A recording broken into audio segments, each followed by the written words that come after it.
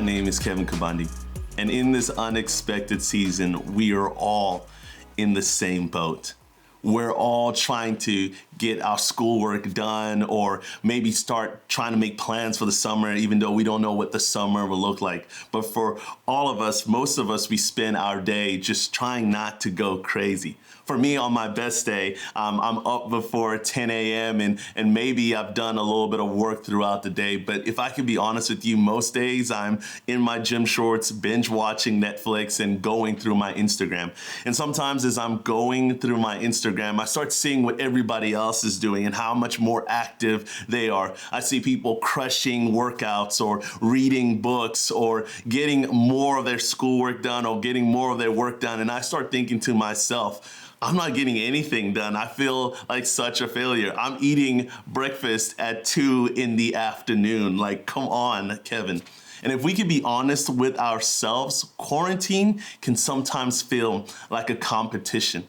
It can feel like a competition of who has the best TikTok video or who has done more in their workout days or done their workouts more consistently. And I'm thinking to myself, not only are those competitions sometimes, but even our faith can be a competition on social media.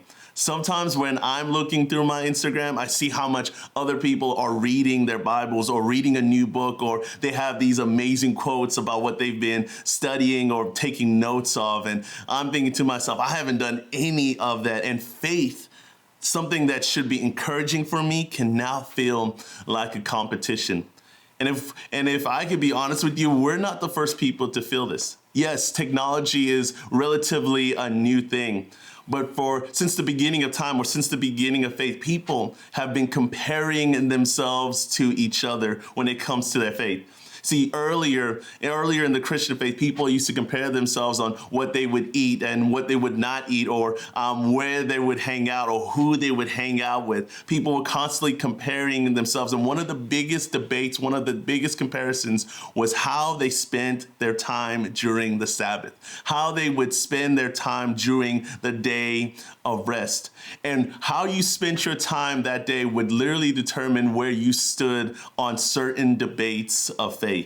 Now, the Sabbath simply means day of rest, and it was often practiced on a Saturday. And the rules around the Sabbath were really strict. You couldn't walk a certain distance on the Sabbath day. You weren't allowed to cook on the Sabbath day. You weren't even allowed to reheat food on the Sabbath day. You would have to lay out the food the day before. And how people practiced this day was really, really important to them. Now, this was such a big debate at the time that even one of the early church leaders of our time, one of the most influential church leaders of our time, Paul, had to discuss this with a church that was wrestling on how do we practice the Sabbath the best way? How do we do it in a way where we're best honoring God? And people would compare each other to that. And in Colossians chapter 2, verse 16 through 19, Paul addresses this question. He says this: "Therefore, do not let anyone judge you by what you eat or drink,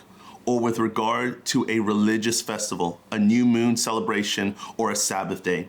These are a shadow of the things that were to come. The reality, however, is found in Christ. Do not let anyone who delights in false humility and the worship of angels disqualify you. Such a person also goes into great detail about what they have seen. They are puffed up in idle notions by their unspiritual mind. They have lost connection with the head, from whom the whole body, supported and held together by its ligaments and sinews, grows as God causes it to grow." One of the things that I notice right off the bat that Paul talks about in verse 16 is he says, "Therefore do not let anyone judge you by what you eat or drink." He says it right off the bat. Don't let anybody judge you. Don't let them judge you by what you eat or drink. Don't let them judge you by how you celebrate your Sabbath.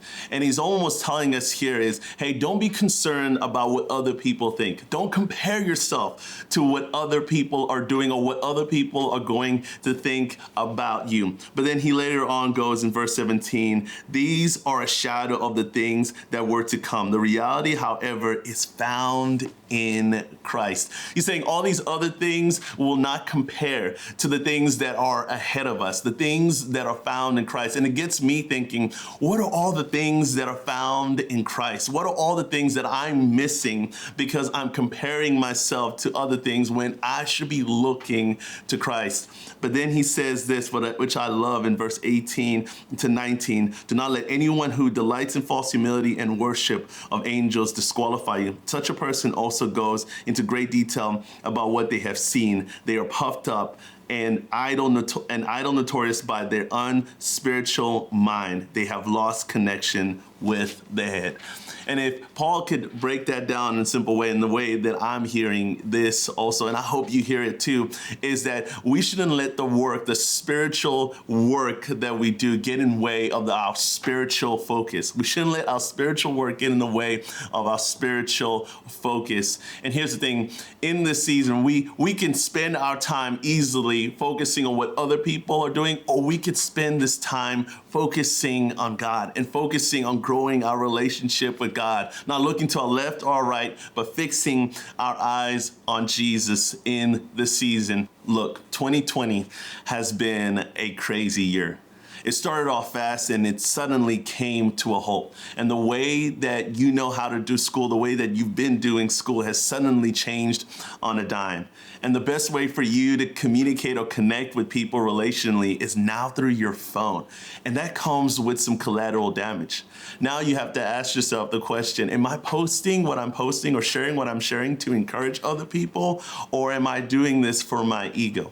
What I do know is this, that genuine faith produces genuine acts of faith. For some of us, we need to practice this thing called Sabbath, a day of rest. A day where we don't have to keep up with the Joneses or try to compare ourselves to what everybody else is doing with their time, but a day where we can just put our faith and our trust in God for the future. So as you're about to head over to small group, I want to ask you guys a question. How can we keep our spiritual practices genuine?